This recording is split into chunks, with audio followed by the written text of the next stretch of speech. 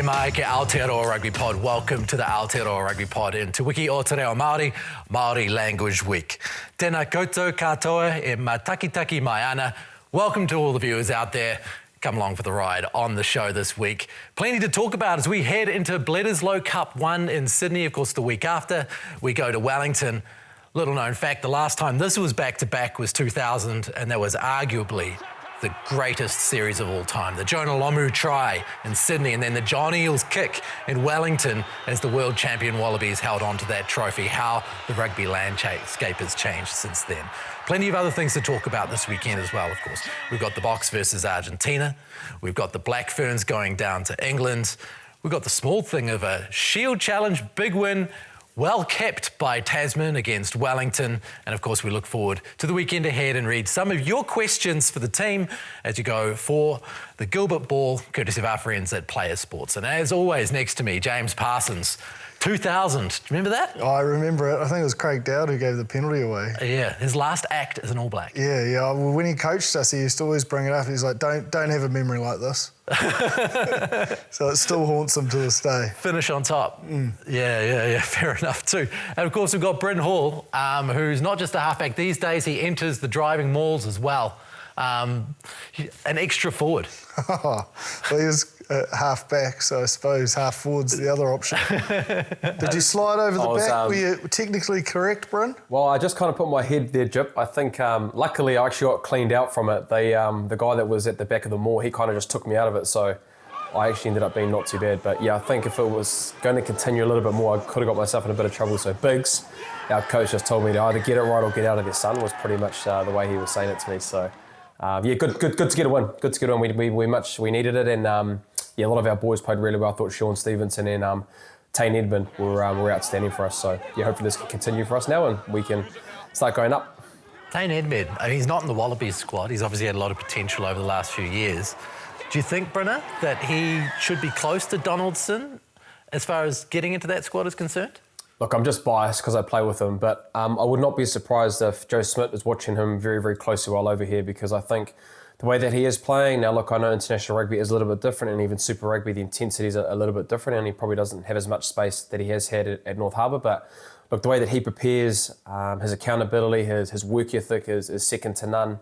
So all the traits that you want in your 10, and he's a very young man, he's still in his early 20s, and to be able to command a team, which he does with us, along with Shooter and myself, and our other leaders, yeah, I think he'll go pretty close. I know Tom Lyon is probably the third option that they're seeing there at the moment, but if they aren't seeing what they're wanting with Tom, I think Tane, he's played some really good footy, and that's probably the best thing for him, right, is that he's playing consistent footy, a lot of minutes, and being able to be a focal point in our Harbour team at this stage. Yeah, and I think the big thing is he's playing footy. I think it's a big message. You know, the Waratahs finish, you know, instead of going to shoot Shield and then going into one of the biggest pre-seasons eras, he's playing footy and he's putting his hand up. The one thing I love about his game, and I think it's something that the Wallabies could actually do a lot from, is how he comes out the back of that forward pod, Bryn, and he always attacks that seam, very similar to what Richie Mo'unga, we saw him do it a hell of a lot when he was with the Crusaders. And because he attacks that seam, it tightens the defence up, and if it doesn't tighten, he's actually fast enough to get through there.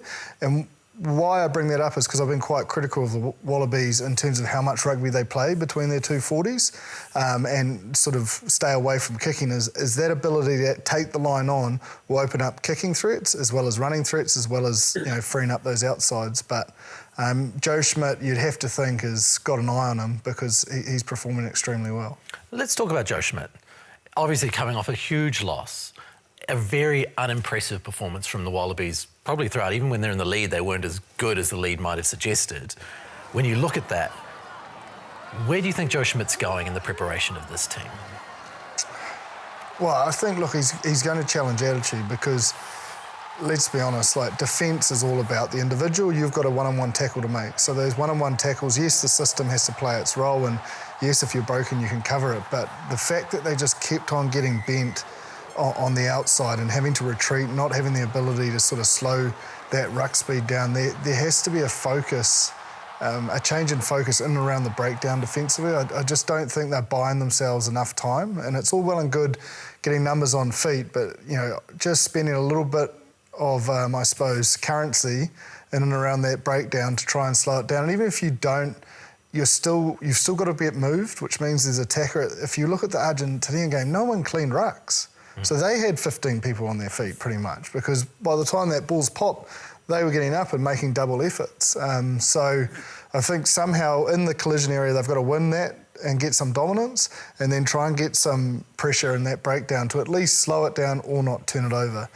Without that, look, I think they've shown some developments in the attack, but off the back of that Ardie performance, it would be the defence that concerns me the most, especially with how strong the All Blacks attack did look for 60 minutes of both sort of test matches. Yes, they weren't being able to finish it off, but man, they were creating a hell of a lot against a side that, you know, is a lot better than the Wallabies.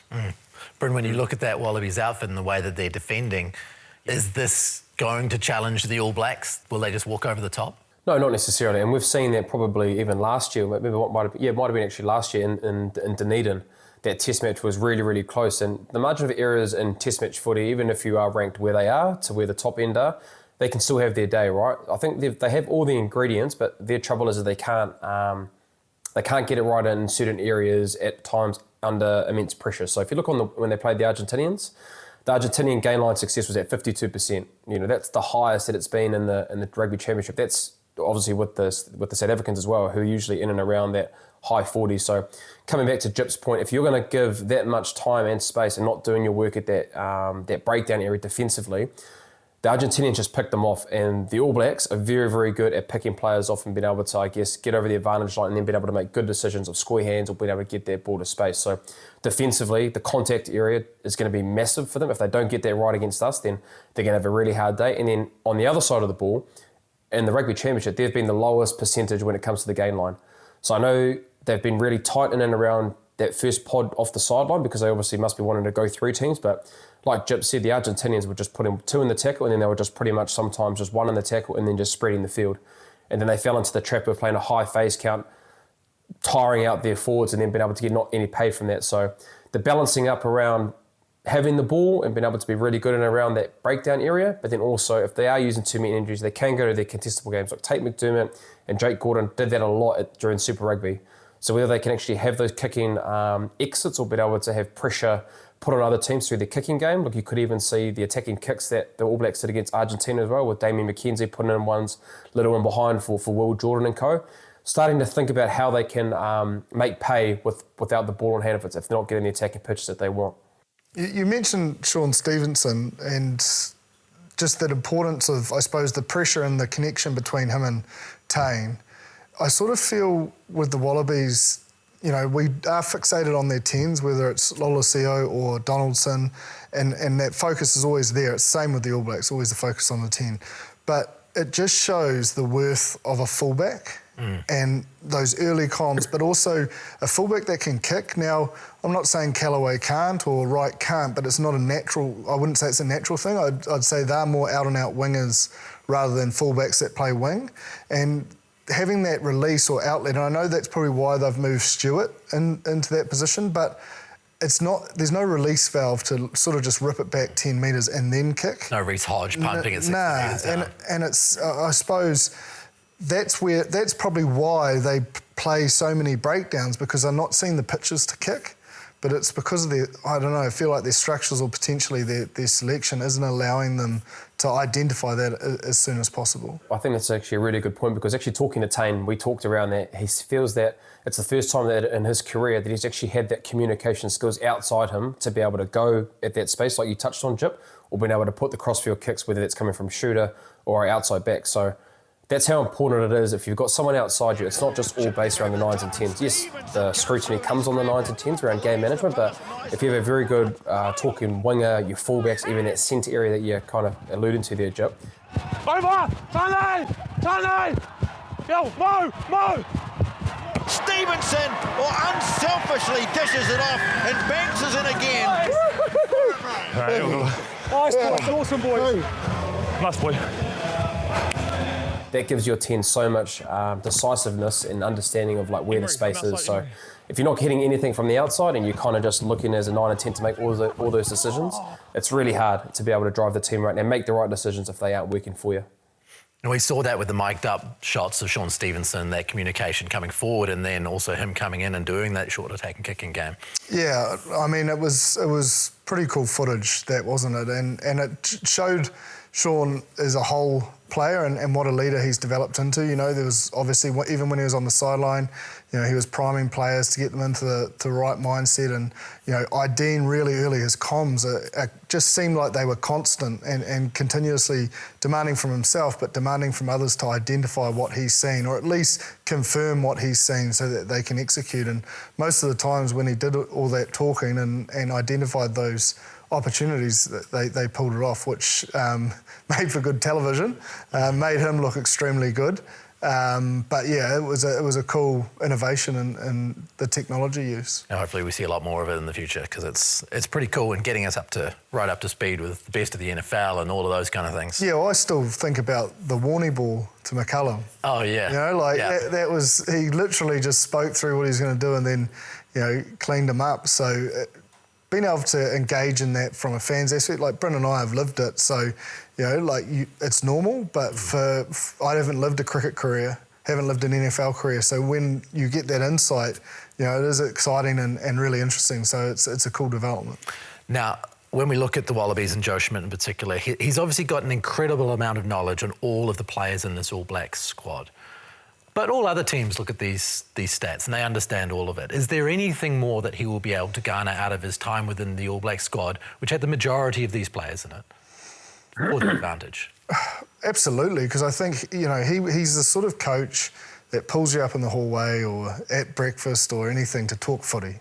You know, very similar to Wayne Smith in that sense. And I think because they're such a trusted resource, you would open yourself up a little bit about what's concerning you, what potentially you need to work on. But he can't play the game. And a lot of it will stem from the tackle area and then their breakdown on attack. And that, to me, is just an attitude thing. And now we've seen it, you know, if we use Lachie Swinton as an example a few years back, we've seen it, we've spoken about Wallabies' attitude, and, you know, they tried to send him out and he took someone's head off and got red carded, and, you know, like, so it's got to be controlled aggression. I think where they've fallen over in previous years is, they've got the want, the desire, you know, even when Dave Rennie was there, you know, it wasn't a question of want, desire, or are you know, stronger than the opposition. It was the accuracy within that. So you've got to have that aggression with the ability to be accurate in those two areas, because currently those are the two areas that is just sucking the life out of them. They can't recover. They can't get momentum of their attack. Their attack is really easy to read, so it's just simple for defence systems to sort of just keep coming up and pressing them. And, you know, we've spoken at length already about the defence. So I feel, knowing Joe, he may have a slight take on who's there, but I think he'll be heavily fixated on what they can control and what they need to do, and that is going to take the accuracy first and foremost, but it's going to take some big bodies. And Brynna, getting those chins up, making sure those players understand that they can do this, that must be a massive challenge coming off the back of something like that. They would have been bitterly disappointed with how they went, you know, 7 days post a really good win in the wet.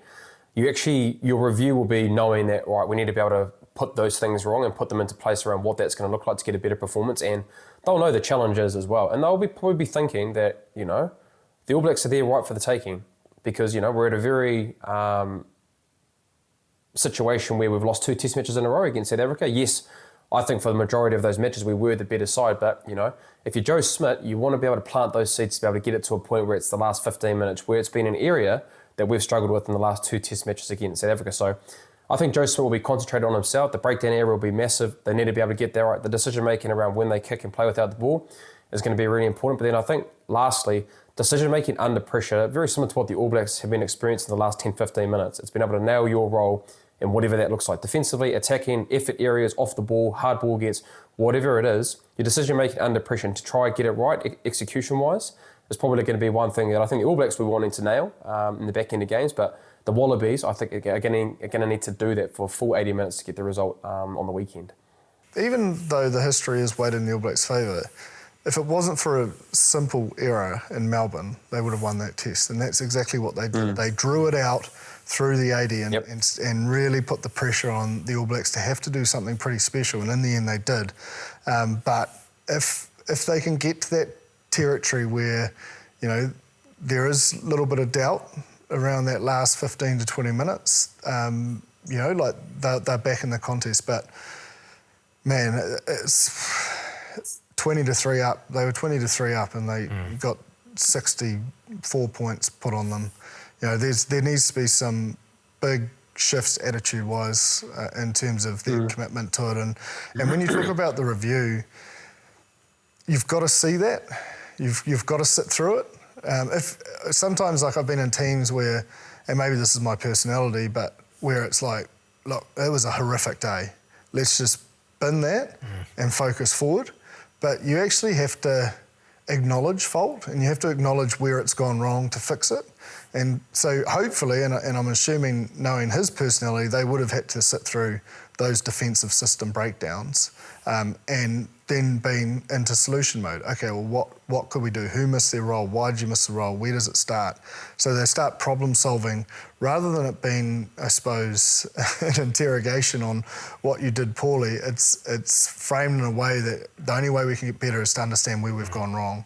And I think a lot of where they went wrong, you can look out wide for all the missed tackles, but I think it starts in tight and allowing that fast ball that they gave, which just put them on the back foot. So, Bryn, when you've been in that situation along the way where you've copped a bad one, the messaging to you is more about, hey, we've seen you do this, you know you can do this, rather than you really stuffed this up, don't do that again. It's more of a solution-based, right? It's been able to ask the question of what that scenario might be. So let's use my example for the ref example as an example, right? So, you know, what is the solution and how could have that been done better, right? I could have just said to the ref, like, look, I want to be able to, like, go dry the ball. And then I want to go dry the ball. So that's like a solution, like, if I have that time again to be able to get that right. Or it might be in and around, like, 2 in the tackle.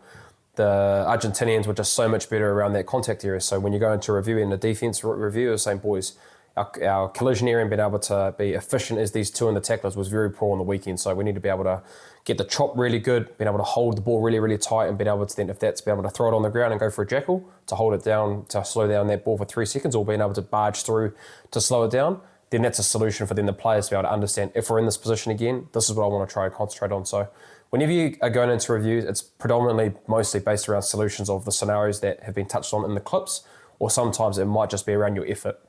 The whole review might be based around an effort-based review, and so those ones probably hurt, Jip. I think those are the ones when your effort and your intent gets questioned, because I think that's probably the toughest thing. Your job is to be able to work hard off the ball and have an intent in every single play that you're involved in. So I found those are probably the worst reviews, but predominantly it's always solution-based in reviews.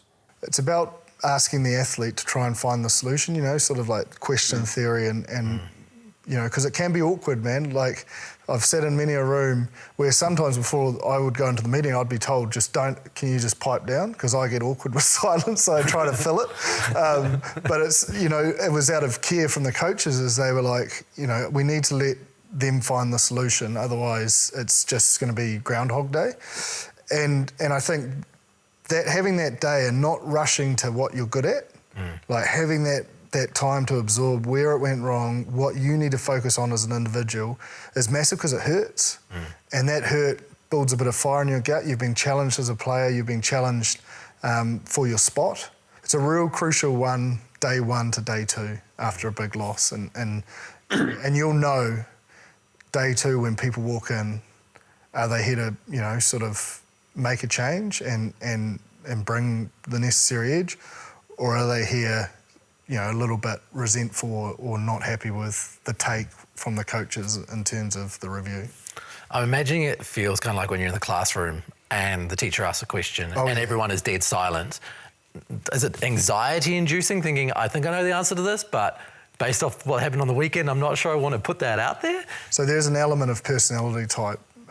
Is, you know, people like myself probably need to talk less, and people that, you know, are more reserved they've probably got the answer, or at least an innovating way of where to get better. So it's about creating that environment. That's why questions are important, rather than coming in and just saying this is terrible, like the old school ways. It's asking that question to draw the answer out, because you're trying to entice them into it's a safe environment. We're here for performance and we're here to improve, but you want them to know it's a safe environment that they can put their head up and it's not going to get chopped off. It's a fine balance, but I think those, I suppose, working environments are growing before the pressure's there, so hopefully you can draw on that. Bryn, I'm imagining you're a guy who puts his hand up. It was a race between yeah, and them. I think... Yeah, well, I think and it's a good understanding as well. I think some players can take that criticism, and so for me, like if I know if I've done something wrong or there's been some terrible trends that I've had in my game, it's been able to say, I'll put my hand up first and be able to say, look, I've been really poor there. How can I get better? And more so that shows to the group that you're accountable.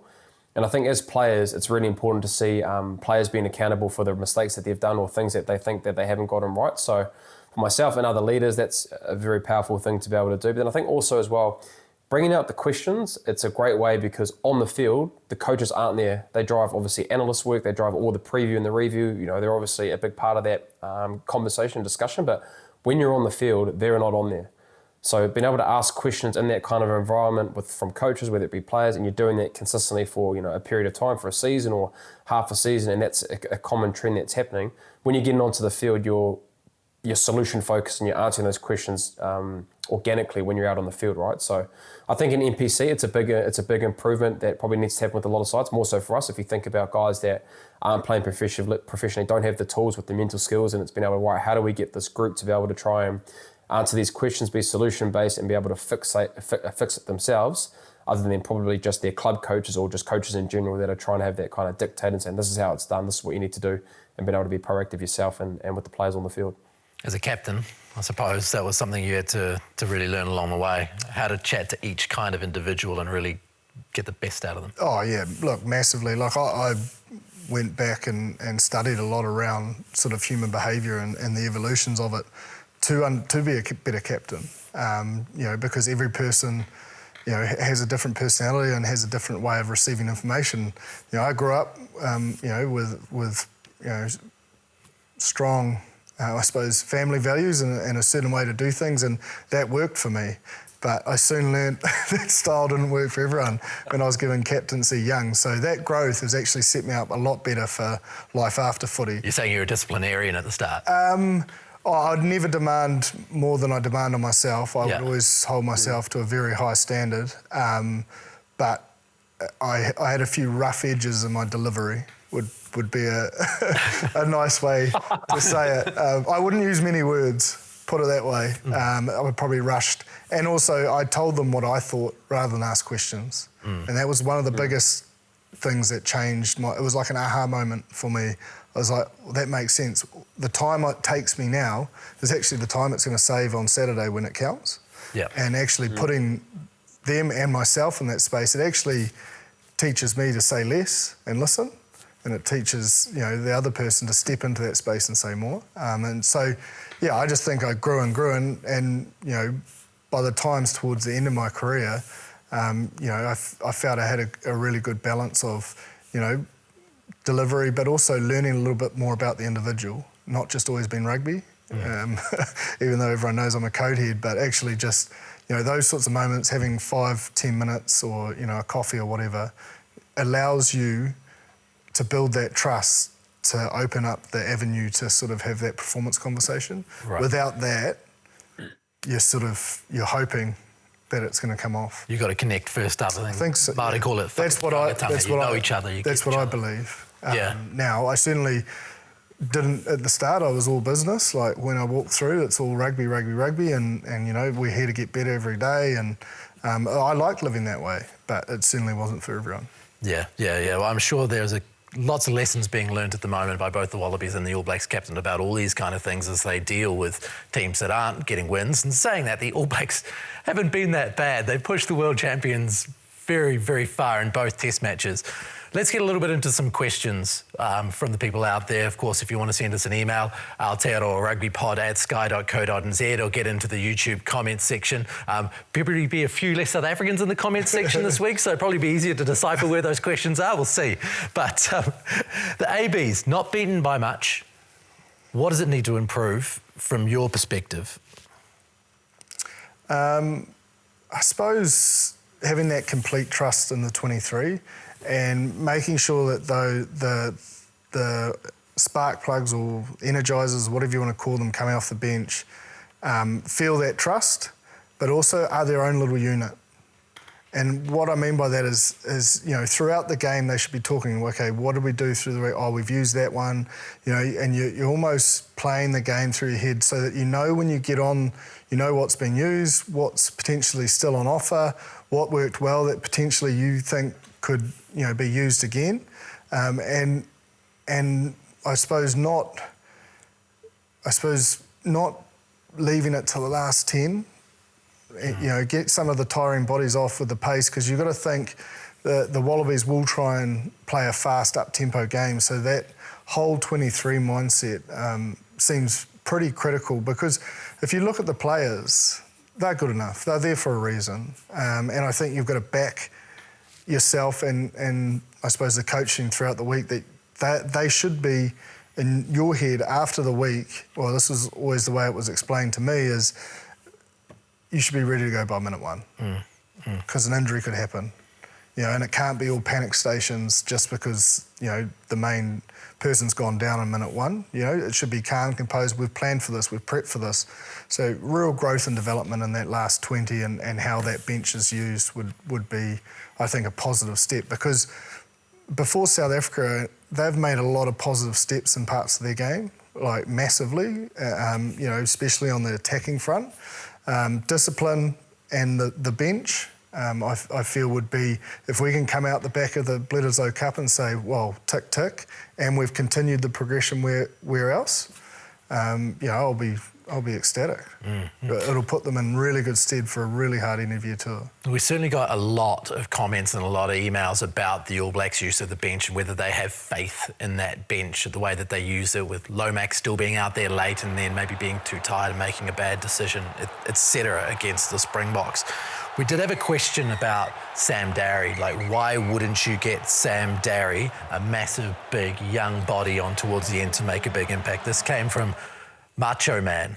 This is an email signed off as Macho Man. Email says Macho Man. I presume that's not his given name, but I don't think it's Randy Savage either. So with Darry on, just shift Vai to 6, Savea to 7, and Satiti to 8, Brynner, he says. Take Kane off late because he's an old boy and he might be running out of steam. Do you think that is a good solution for the All Blacks? Look, I can understand the theory around a possibility of doing that, but look, sometimes, and Jip, you'll know this, the feel like sometimes having experienced players on in big moments is you just can't buy that. And I know obviously Sam Darry, Wallace, Satiti, the guys using that example, look, they would be able to, I presume they'd be able to, if they're given the opportunity to be out there, they'd trust themselves to be able to do it. But I think just sometimes in a tight situation when we wanted to win a game, the coaches felt having the more experienced players that have played more minutes and played more times in those kind of games to keep them on the field. Now, Lomax, I can obviously see, is a little bit different. I think a prop playing 70 minutes with Fletcher New, who's probably been there a while now and has actually played well against the South Africans, is a bit of a different one. But the Sam Darry example, yes, we could have put him on, but I think it was more so maybe a feel from the coaches and wanting the most experienced players out there in a very, very tight situation. And look, if you look in the past, Sam Whitelock, Brodie Retallick, those kind of guys and how much experience and IQ that they've had, it's just very, very invaluable when it comes to big test matches. So I think we will see a different ploy in the Bledisloe series, because I just don't think the Australians are where the South Africans are. I think my perception is that it's going to be more dominant for us. So our bench will actually be used a lot more, and hopefully with in turn, the opportunities that they are going to get in those games, it's going to then hopefully set them up for when they go into the end of the year. But I think for the South Africans 2 test match series, it was just based around getting the most experienced guys on to make the high IQ plays and try and winning a test match, even though that was probably one of the areas that wasn't very good the last 10 or 15 minutes in those 2 test matches. How do I put it? If you look at Tupou Vaa'i and Sam Cane, like everything's measured. They know the GPS, they know, the heart rates, and they know by looking at their body language. And I think those 2 guys, statistically, it doesn't match up that Sam didn't deliver in that last 20. Statistically, if anything, he lifted. And I think Tupou Vaa'i was having so much success defensively in their line-out we knew how important that was, and I don't think he was tiring. So I don't have such a drastic concern with that, because Luke Jacobson obviously came onto the side and I think he made 10 tackles in 15 minutes. You know, like, he was busy. So I don't think that is what I'm trying to say around the use of the 23, that they must be used. But I think it's about, if they are going to be used, is 10 minutes enough to make a difference? One of the things that we get a lot of emails on all the time is this thing about this Ardie Savea at 7, which everyone's onto. There's another email here from Bevan Hewitt where he's asking about Vai at 6 and Savea at 7 and Satiti at 8. And I suppose I'm really keen to get into whether you guys think it is a good idea. It hasn't happened for a long time, Savea at 7. So consecutive coaches have not thought that that's the way to go. Is Savea at 7 a good or a bad option, and why? It's hard, because, I mean, he was World Player of the Year off the back of playing number 8. He is a power athlete, and it does seem to suit his game. You know, he's got the most ball carries in the forward pack. You want him carrying the most. So in terms of balance, you know, Sam Cane's got the most rucks and has for the last 4 years. That suits Sam Cane's game. And what we saw from Wallace was actually quite nice, like taking a little bit of focus off Ardie, and now eyes are thinking, okay, well, Wallace can run just as well now, hopefully create some opportunities for Ardie. So I don't ever look at it just on individuals' performances. You've got to look at the 3 positions and where you're going to get the work, because it has to be done.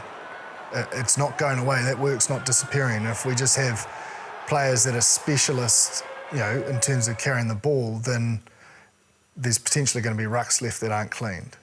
And that has to be factored in.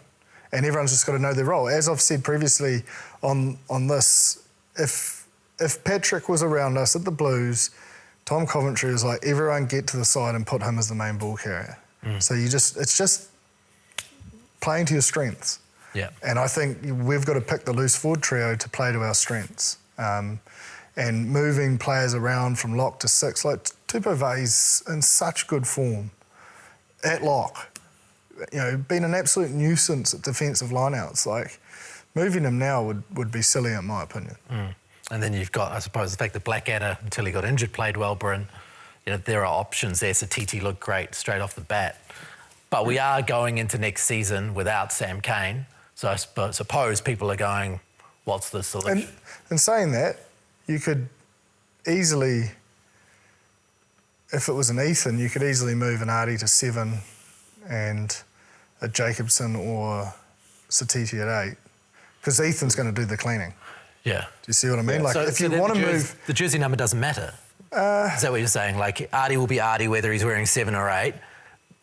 You've got to get people around who roles. Well, you don't want Ardie wasting time in there.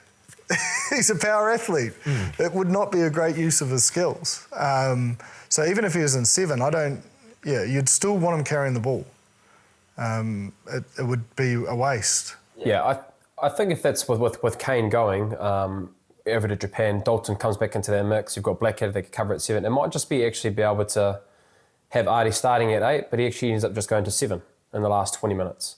And then being able to bring a Wallace at number 8 and then being able to have that kind of mix there. Because I think, like, if you look at what Sam does really, really well, he makes Ardie be able to have that explosive ball athlete because he does all the hard work. Hits the rucks, his efficiency, being able to get over the ball, being able to, I guess, win those rucks to be able to then get that fast ball. We don't want Ardie doing that. Like, yes, he can do it, but geez, we want him with the ball in hand and being able to use his skills and get his lead drive. So I think the balance of what they want collectively from the 3 of them will be really important. But if we wanted to have the idea of having Ardie at 7, I wouldn't mind him if he wanted to be able to go in the last 20 minutes of a game, put him on at number 7, and then you can have a Wallace Atiti coming on at 8 with the Blackadder, or then bringing a Jacobson on, or someone else in that number 6 position as well.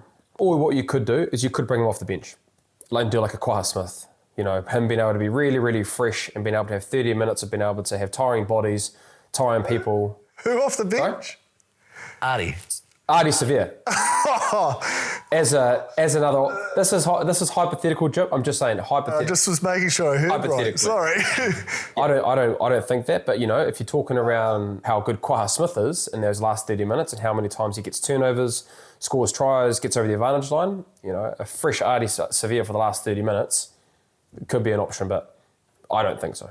I wouldn't think that Scott Robertson have any chance of entering Wellington at any stage in the next 10 years if he didn't start Ardie Savea. He'd be sought after and tracked down. It is, when you think about it, like a Dalton could play that role, Brynner. Yep. In terms of that, he's a power athlete, he's explosive, he could play that Quaha Smith role. Yeah, I mean, it's not an easy team to pick. But like what I'm just trying to provide context is you can't just look at individual performances and just put them in. You've got to make sure that it works for the systems that they're running and how they're running them. And if you're a Springbok, you don't want to tackle Ardie Savea. You don't want to, if he's not got the ball, beautiful, you're doing your job. If he's got the ball more times than not, well, somehow, it's no different to how players used to run at Pocock, so he couldn't be the hunter and things like that. You need to, sort of water your strengths so that you can pick them apart. And yes, he hasn't probably had the game-breaking carries that everyone's used to, but because there's so much attention on him, it's created space elsewhere.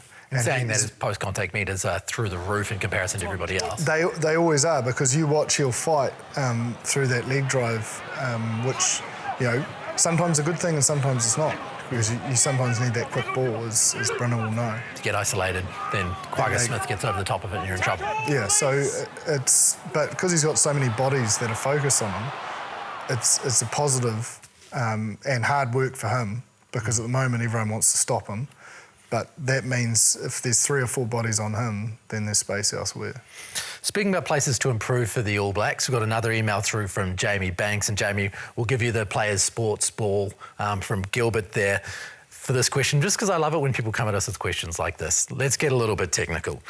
Do we need more bodies in motion on attack to make the defence hesitant enough to allow the likes of Savea to break through the line more easily? Oh, look, Bryn and I are big on bodies in motion. There's no question about that. But I think that's what we've probably tried to say has improved a hell of a lot after the 2 South African tests, is those bodies in motion has allowed us to actually get the ball to width. Where it could get even better is, this is a rugby term, probably not the right one. Anyway, it's like you sort of explode it out the back. Like a bomb's gone off, and that quick ball allows you to almost just go through the hands, and you don't even need bodies in motion. You can get it to the edge and you bend them, sort of like the Argies did, and you pop it and keep it going. So bodies in motions are a big thing, maybe potentially more off slower ball, but ideally we get to the point where we're fixated on nailing that carry clean area so that we can get the ball up and just play, basic rugby, catch pass. And if you have a let's look at the growth from the English series. The first 2 test matches, we harped on about not being able to get the ball to the edge. So we touched on, Paul Finney touched on it as well, the depth of being able to get that second pivot, or the guys that are going to be able to see that line speed pressure. You've got to be able to try to get the ball, whether it's through run, pass or kick. And I think through the duration of this Rugby Championship, and especially against the South Africans, who we've struggled with when it's come to line speed pressure, we found ways to be able to bend them and be able to get around them. So there's been a massive improvement in that. I think just being able to take the opportunities when they do come. You look in that first test match, we've got 3 penalties from it. So, if you're nitpicking, it's been able to finish those opportunities and been able to score points a little bit more frequently when those positions. And we've got another question for you, Bryn, from Jamie as well. Do we need one more back who excels at putting others in space through their running lines and the timing of their passes within the current All Black structure? Well, I think we've seen that. We've seen the growth of that. I think, Rieko Ioane runs great hard lines. So when we've got him moving with his body in motion, and then you've got the likes of Damien McKenzie, Beauden Barrett when he was at fullback, and then even Geordie Barrett as well.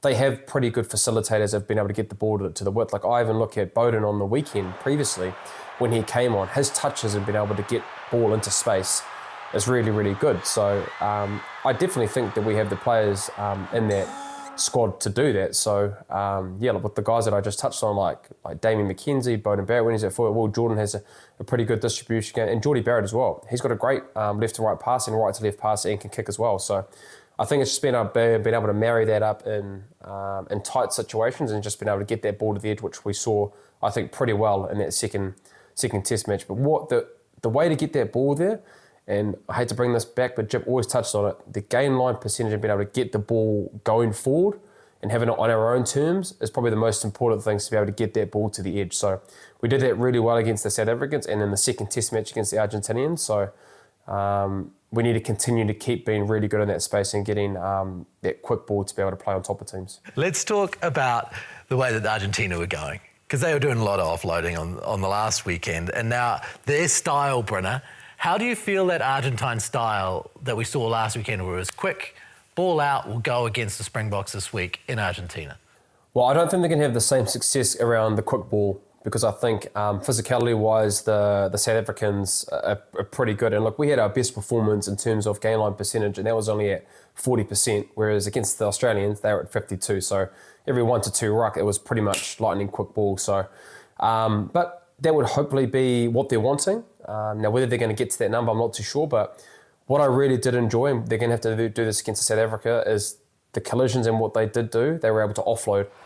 And anytime you have that line speed pressure defence and you can get little offloads to be able to go in behind teams, it's really hard to be able to set and then being able to come out like a Colby does, or their outside backs to be able to come out. So the physicality of the breakdown will be massive. And also I really enjoyed their backs. I touched on it last week around their skill set and being able to get the ball to the edge, fixing the person on the edge to be able to then make a line break or being able to then score a try off that. So hopefully the continuation of their phase play attack with their backs will be at the level where it was on the previous weekend.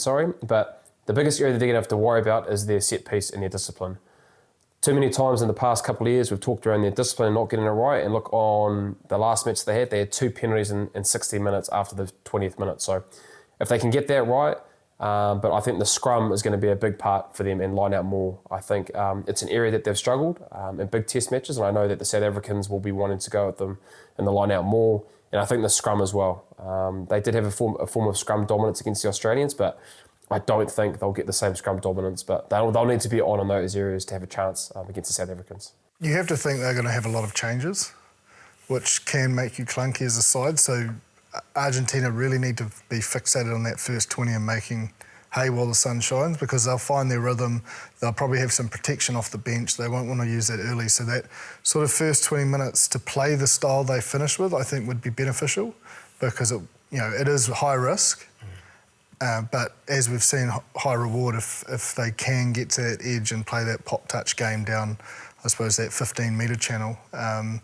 But any team currently that the South Africans seem to put out, they just find a way to win. Winning is a habit in a way, and they've just got that positive, I suppose, aura around them at the moment that they do put a bit of fear in the opposition. And sometimes that makes the opposition a little bit hesitant. But what they need to do is look at that 23 and ask themselves, is this the World Cup winning side? No, probably not. Okay, well, what dents can we make? And what information do we have on these individuals? And South Africans are in a position with the points on the table where they can really make these little adjustments with no fear.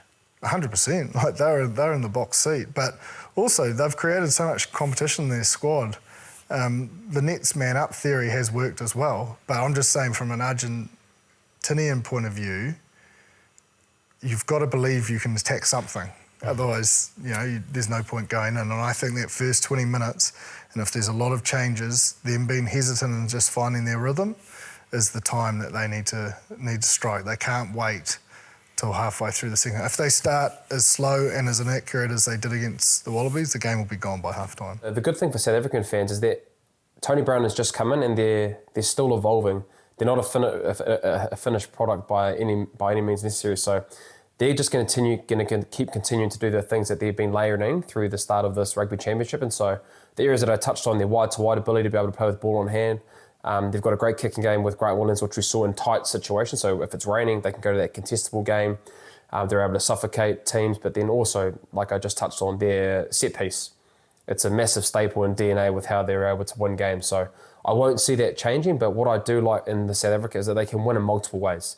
They can win you through your set piece, they can win you through your contestable kicking game, and they can win through an attacking brand of rugby that they are playing. So it just depends which one they want to play in certain situations in the game. So yeah, I hate to say that as a Kiwi because there's not a lot of chinks in their armour, unfortunately, at this stage, and I think they're only going to get better with the longer that Tony Brown's there, and that attacking brand is only going to continue to keep getting better. So a very scary thought for the world of rugby.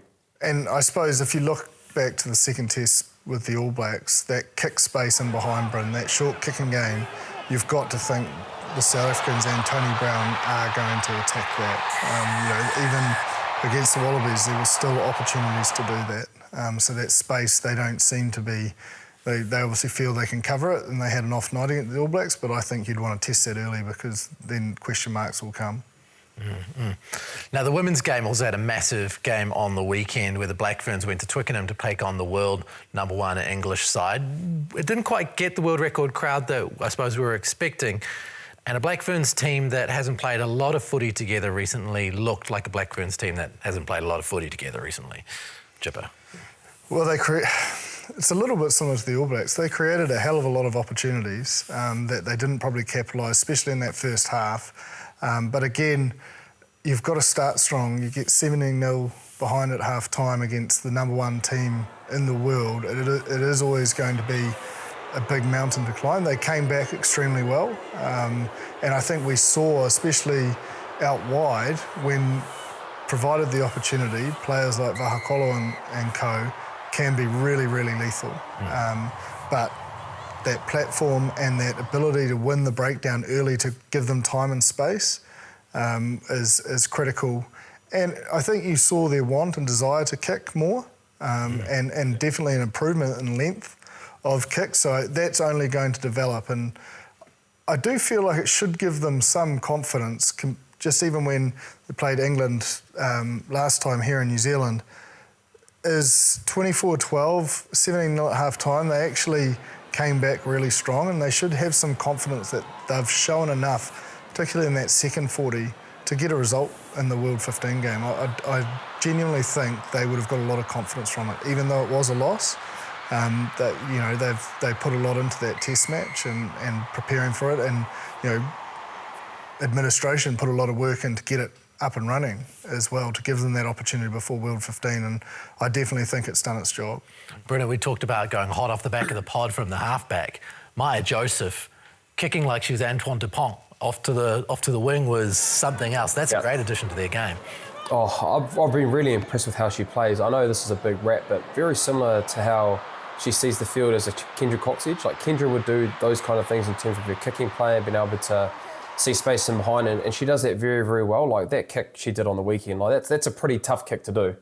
And to be able to hit that, to be able to see that space as well. Now, whether there was an acknowledgement of a call from the winger at that time, but there's been multiple times in this year that I've seen her be able to use her kicking game, whether that's going long, which we've seen an improvement in wanting to evolve the Black Ferns kicking game, which has been really good. And then also as well, her ability around the ruck. She's got a great pass. She's done a couple of sniping at the hard defence with inside and outside ball. So she definitely is the full package, and it just seems that she isn't a rookie. Like this is a rookie year in terms of being an international player, and she's becoming one of a very important cog on that wheel for that Black Fern. So yeah, I've been really, really impressed, and we're only going to see a better version with the more times that she's been able to play in meaningful test matches and getting runs underneath the belt like a Kendra Coxedge did for the most of her career. We had an email through from Ted Knight, who's a frequent contributor via email, probably weekly, talking about the new rule at the 22. If you catch a ball off the kickoff within the 22, you can call a mark, and therefore your exit play becomes super duper easy in comparison, Bryn. England really utilised that well, and the Black Ferns did it. Well, it's a plan because I think a lot of them can kick, right? It's a very, very easy way to be able to kick. You've got Hunt and Aitchison who are very well in being able to kick the ball, and also their outside backs are able to kick as well. So we touched on it probably earlier in there when this rule was actually made. I don't like it personally.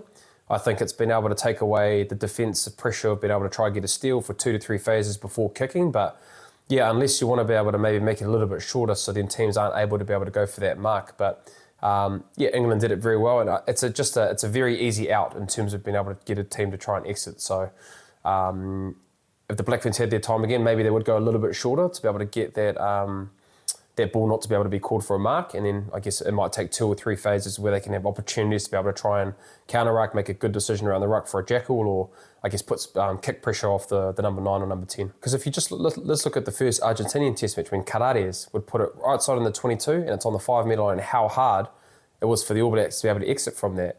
And so we touched on around the All Blacks kicking game in that first test match, they weren't able to exit on their own terms. So if it's done really, really well with that high kick, you can make massive opportunity to be able to put teams under pressure with like Carares from the Argentinian team. Right, we've got a few games coming up this weekend. Obviously, let's start with the All Blacks versus Australia. As far as what you think the scoreline is likely to be, I know you're going to pick. What's the scoreline going to look like? I think obviously the All Blacks. Thinking 32-10. Geez, that's a solid victory in Sydney. Yeah, I think pretty similar. I'm not going to give a score update prediction, but I'll give maybe 2-3 tries would probably be a bit. Come on, mate. He's asked for a score prediction. I'm happy 2-3 tries. We'll call it 21 points. 21-0. 40-19. That's what I'll go. Yeah, fair enough. Okay, South Africa versus Argentina.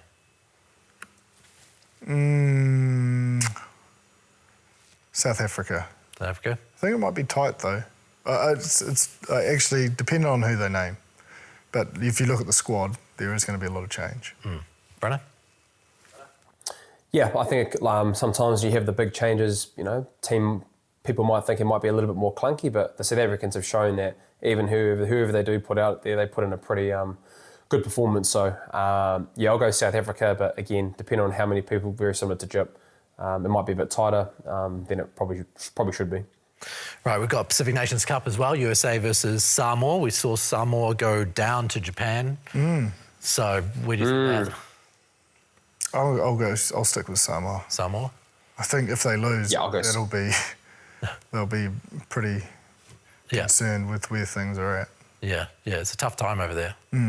Tough time. Yeah, I was pleased to see Milani Nanai debut though. Yeah. He's obviously one of that international experience for a while, and coming to the latter part of his career, it certainly meant a lot to him and his family, which is always cool to see. It's done its dues. Brenner? Yeah, I'll be going Samoa. Samoa as well. And then Japan versus Fiji. This is probably the game that I suppose decides this competition. Brenner? Yeah, this has been played in Japan, right? Is that right? That's right. Yep, well, very, very hot over there at the moment. I think the Samoans, and talking to a couple of them, they found that heat very, very difficult. But I think with the Fijians there, the heat won't be a problem with how they, a lot of them playing in Fiji. But I really enjoyed how Japan played against the Samoan team. I think they weren't as convincing that they probably should have been against America and Canada. But if you're talking around work off the ball and efforts off the ball, they are trying to play an expansive game. They've got a lot of animation in and around with their backs that work tirelessly in and around the background. I think just their execution is probably a little bit off in terms of being able to have too many unforced errors. But I think I've seen enough from Japan to get the job done. If they can get the animation and just get the turnovers down a little bit, I think they might ask a little bit more, too many questions for the Fijians in Japan. Tossel viti tossel. Go Fiji, go. On Fiji all day. Fiji all day. All day. It's my second favourite team. Right, fair enough. So this is all heart, no head. No, I think Fiji will win. Fiji as well? They should. Yeah. They definitely should. And as Bryn said, the conditions shouldn't be an issue. Yeah. We will have a guest on next week who's up in Japan at the moment experiencing the heat. Apparently he's in training camp and it's pretty brutal. And that's Will Genia. Will Genia is going to join us to break down the test match, the first Bledisloe next week. So we look forward to having Will back on the show. Friend of the show, been on a couple of times already. We love having Will on. I know who's excited. Yeah, look who's very excited. The old mate over there. Yeah. 7 sleeps, can't wait. Get them on here. So thank you for joining us. Send us an email, Aotearoa rugbypod@sky.co.nz. Jump into the YouTube comments section. We'll scope through those if you've got any questions to put there. Of course, you got the chance to win the Gilbert Ball from Players Sports if you send through and we choose your question as the winner of that week. So we will catch you next week. Thank you to Jipper. Thank you to Brynner. Thank you to all the crew who make this show happen. And kia pai tawiki. Have a great week from the Aotearoa Rugby Pod.